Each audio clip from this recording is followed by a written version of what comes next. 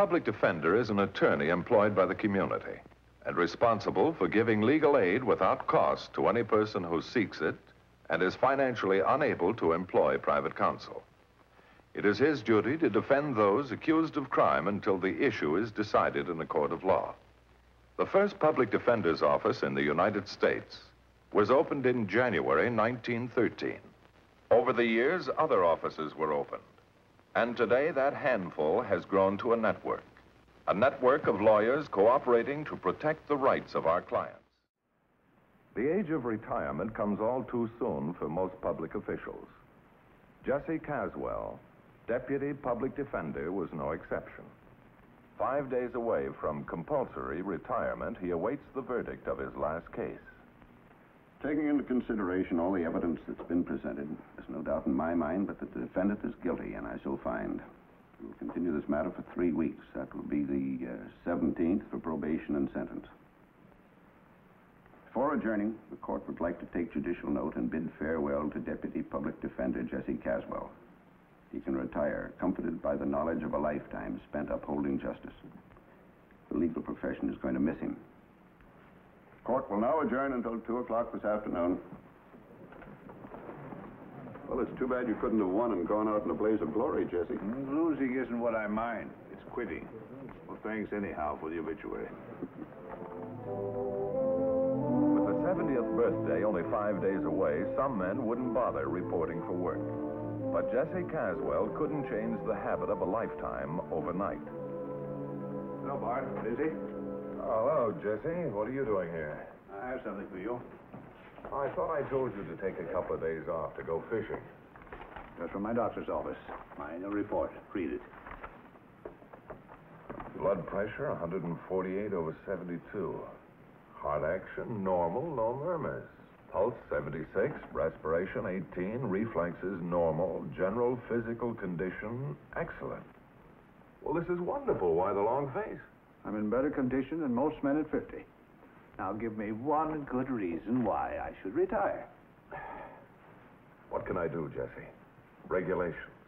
But why can't they make an exception? I'm sorry, Jesse. I suppose you're going to give me a farewell dinner. We are? Complete with watch. It's being engraved now. Well, I already have a watch and plenty of time. Bart, what am I going to do with myself? Fish, relax, enjoy yourself. Take a vacation. I have enjoyed myself for 36 years right here. Don't make it tougher for me, Jess. If I knew of a way to keep you on, I'd do it without your asking. Besides, like death and taxes, retirement must come to most men in public life. But I'll be willing to bet that inside of a week you'll be twice as busy as you ever were here.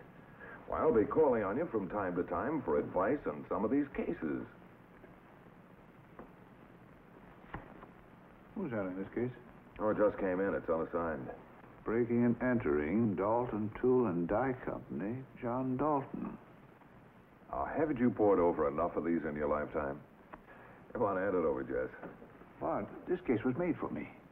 Not a chance. Besides, it doesn't even come up on the calendar for 2 weeks, and by that time, you will be in the middle of some nice trout stream. Who's going to hear this case? Judge Harkness. This will give me one more chance. Come on, Jesse, hand it over. Suppose I persuade Judge Harkness to move the trial up to Friday.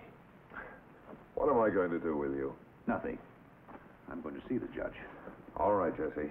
But you better leave the case history here until you make certain he'll advance the date. I crammed Harkness through law school. I don't think he'll turn me down.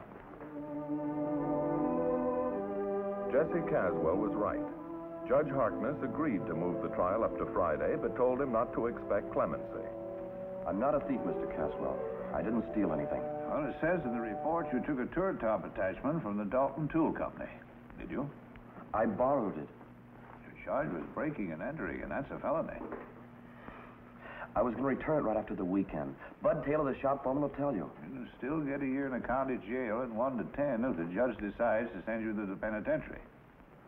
You think that'll happen? How long did you work for the Dalton Tool Company before you opened your own shop? 4 years. quit or get fired? Fired. I wanted to be in business for myself. Right now, all I have is a hole in the wall.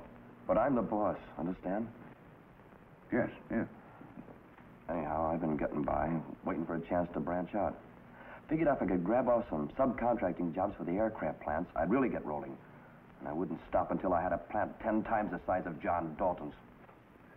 Want to be a tycoon, eh? Any law against being ambitious? No. Anyhow, last Friday I had a chance to get off to a flying start. Ted Smith, contract engineer for Meteor Aircraft, dropped into the shop. The purchasing department at Meteor has okayed your bid on these valves. Great. How big an order do I get? As much as you can handle. I'm your boy. These standard A&M landing gear fittings are a cinch. I'm glad to hear it. I have the Army and Navy breathing down my neck. I've got to have 1,000 by Monday. Monday? Sure. But that ought to be easy with your turret top. Where is it? Well, Don't tell me you didn't order one. I'll have it, don't worry. I never could have gotten your bid approved. I said I'd have one, and I will. Just had to do a little promoting, that's all. It costs $900. That doesn't grow on trees. But you are getting one. Today. Good. You get this order under your belt, and I'll throw another your way as soon as you can handle it. You won't fail me now. You're darn right I won't.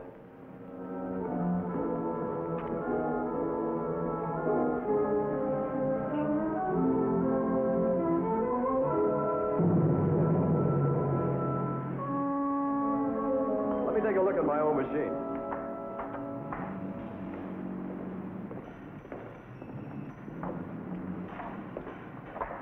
You know, this job for Meteor really got me started.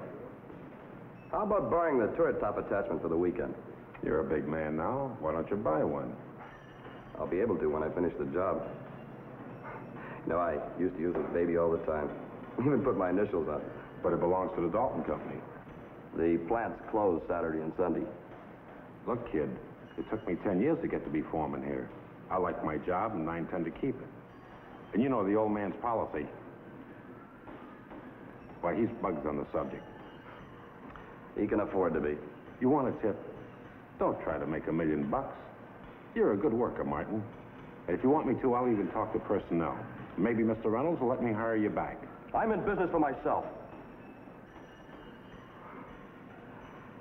One simple little attachment. Look, Bud, let me use this and I'll give you 10% of the job. Easy money without even lifting a finger. No dice. Think it over, kid. And when you get tired of being your own boss, let me know. All the rest of that day, I kept trying to figure an angle. Ever hear of a business loan? I'm over my head with a bank now for equipment. What about your family? Have none. Friends? How do you keep them once you borrow money? I even tried to promote a turret top demonstrator just for the weekend. No luck. All I could think of was the Dalton plant turret top. Just sitting there. You know the rest. What do you care? What's one case more or less in your life? You're wrong, son. What do you mean? Stay around. I may tell you someday. With the thoroughness and patience of many years of investigation, Jesse Caswell began to find out about Alan Martin. After inspecting his small workshop, he called on Ted Smith, the contract engineer for Meteor Aircraft. He confirmed the subcontracting offer. From there, he went to the Dalton Tool Company and looked up Bud Taylor, foreman of the shop. Mr. Taylor, are you willing to testify in court that Mr. Martin had come to you first and asked if he could borrow this turret top? If you go to a bank and they refuse to lend you money, that doesn't give you a right to break in and steal it, does it? I only work here. Mr. Reynolds, the plant manager, is pressing the charges. I like Martin, but... Have you ever been in business for yourself? Once, but what's that got to do with it? Failure? Well, I decided I'd rather work for a large firm like Dalton. No headaches, steady. Yeah, I understand. But on the other hand, someone's got to start a little outfit so they can go in a big one like Dalton's here. Isn't that right, Mr. Taylor? Yeah, but... Thanks very much. So, $900 for that, huh? That's right. That's more money than Dalton had his whole plant when he first started. We believe in that slogan, Mr. Caswell. And since Martin has committed a crime, Well, it's not that I condone his actions, Mr. Reynolds, but it's my experience that honesty has as many degrees as a circle. What are you trying to say? Well, just that a slogan is like a rule or regulation. Sometimes it's unfair to make it apply. Now, if this once, you could make an exception. And violate the trust that Mr. Dalton's placed in me? Well, as plant manager, do you have the final word? That is our usual policy. Unless, of course, Mr. Dalton sees fit to intervene. He'd never do that. You're not going to try to see Mr. Dalton. Why not? He's jammed with appointments all this week. He's so busy. I don't think he'll be too busy to see me. But Mr. Caswell,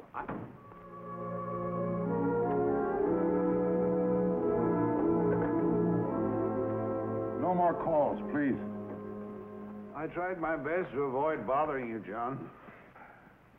Jess, you couldn't have picked a worse time. I'm right in the midst of negotiating a vital defense contract. Well, I'm negotiating a boy's future. I'll be frank. It was unfair of you to take advantage of our friendship. Friendship? Well, I'll admit that we haven't seen each other as much as we might during the last few years. The last 20 years, John. Well, people drift apart, different interests, those things happen. Well, if I'd been able to get anywhere with your plant manager, I wouldn't have disturbed you. Reynolds reflects my attitude completely. I've spent a lifetime building policy, and he's right to enforce it. I can't interfere. You mean you won't? Well, if you choose to put it that way. Martin committed a crime, and he's got to pay for it. I've told you that Oh, all right. I'm on the way. There's one more question, John. What is it? I wonder if you remember the first time we met. Oh, yes, I remember it. 36 years ago, to be exact. Remember where? County jail. But my case was dismissed in the interest of justice. With the aid of a public defender. A fellow named Jesse Caswell, remember? Yes, that's ancient history. It was a matter of justice. Justice? I don't think you've learned the meaning of the word. Oh, now, Or look. maybe you think it's something special that begins and ends with you, John Dalton, tycoon, pillar of society, backbone of industry. Where would you be if your boss had turned his back on justice 36 years ago?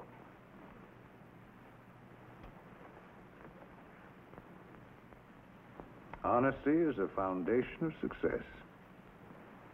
You write beautiful slogans, John. Why? To ease your conscience? Or have you one? Goodbye, Jess.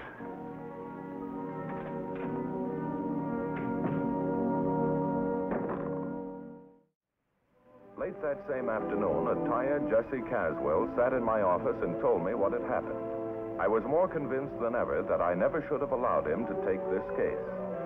Bart, what are you worried about? The case doesn't go to trial for 2 days. Yeah, but you don't have a chance of winning. The law's all on Dalton's side. But that doesn't mean I'm going to lose.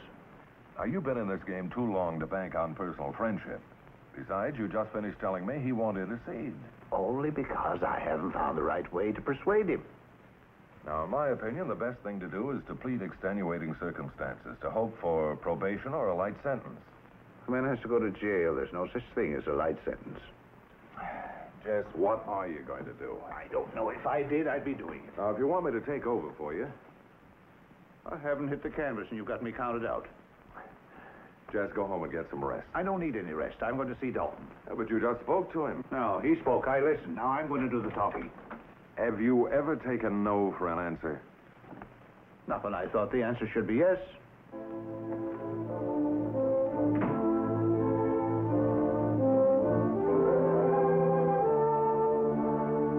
I may have said some things this afternoon, John, you didn't like, and I should have known better.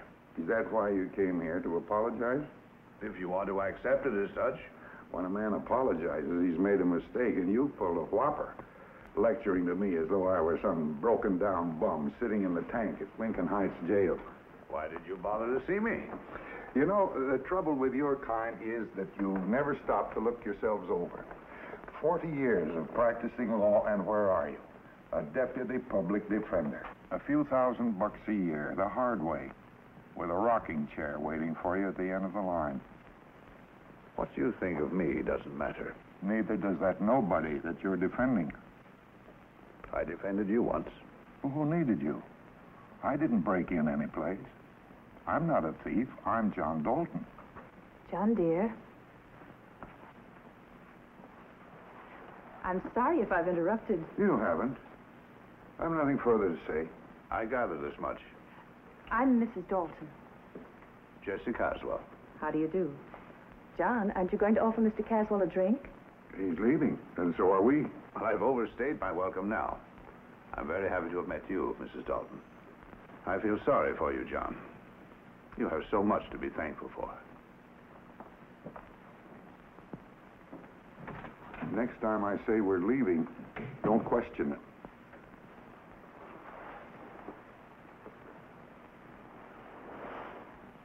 What are you sitting down for? I told you, John, I don't like taking orders. Are you going to start that business again? Come on, let's just get out of here. What does Mr. Caswell do? Big man, public defender. Lucy, are you coming or not? Why did you need a public defender? I didn't. Why did you have to explain that you never broke in any place, that you were no thief? I had to get something through his head. He represents that boy who tried to steal a piece of equipment from the plant. Wants me to intercede for him.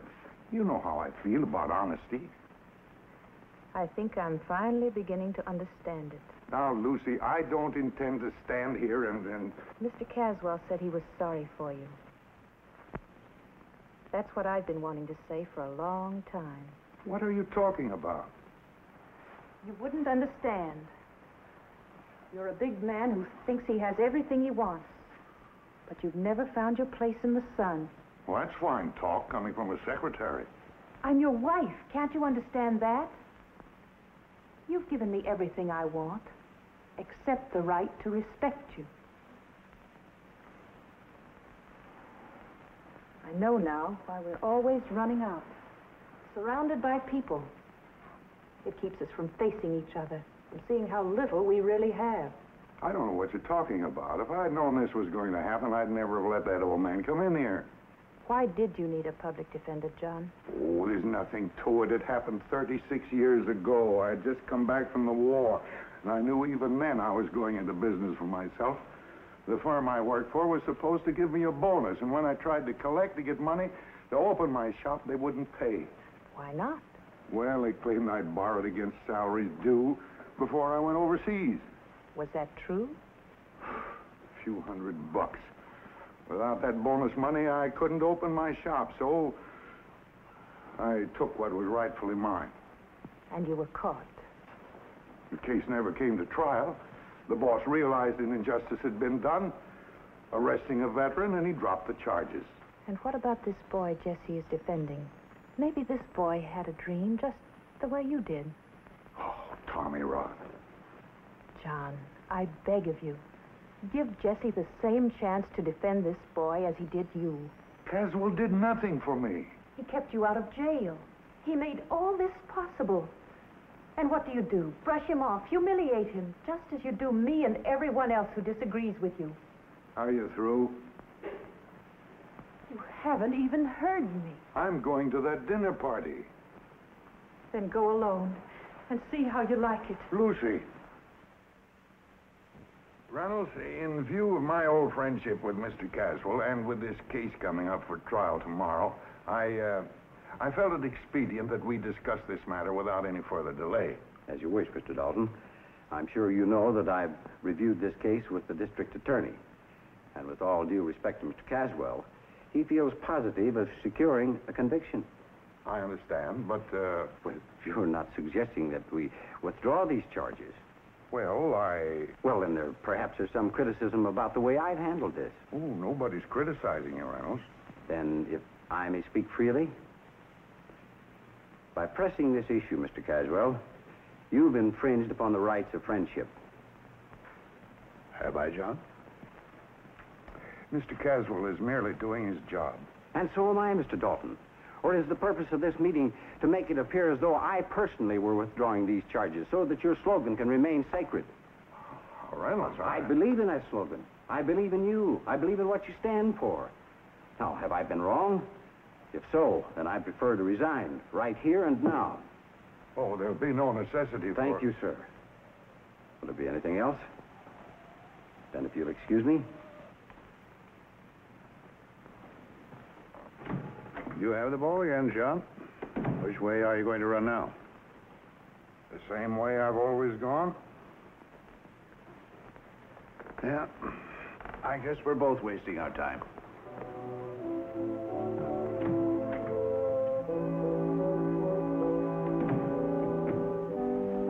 Mr. Caswell, I hope John would send for you. Everything's going to be all right. No. He's not going to help you? And that boy? But I was so sure when I saw you here. Thanks for trying.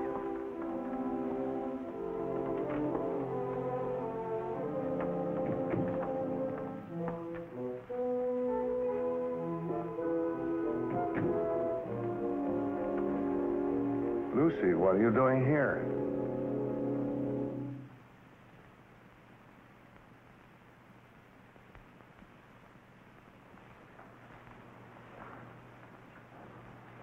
The Book of Quotations.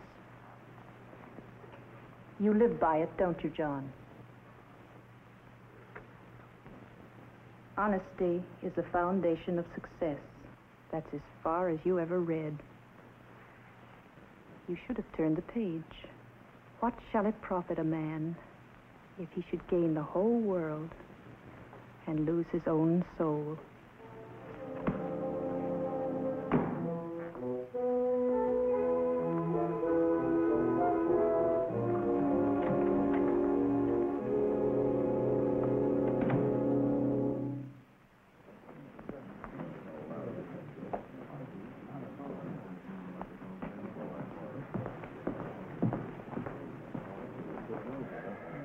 Well, it's almost 10 o'clock, Jesse. Yes, I know. I hope you don't mind my coming down here this morning. Figure I'd need moral support? Well, no. Well, that is, I have a case in Department 82 at 10:30, and I thought I could kill some time here. Everyone rise. Facing the flag of our country, recognizing the principles for which it stands, Department 87 Superior Court in and for the County of Los Angeles, California, is now in session. The Honorable James J. Harkness, Judge, presiding. Be seated.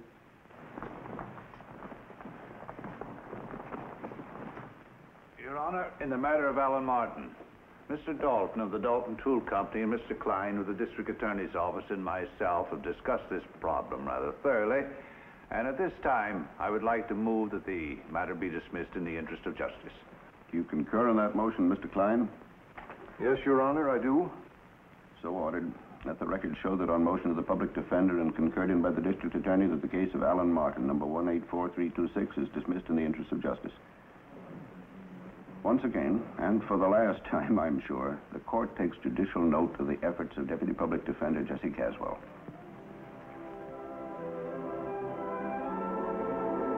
Court adjourned.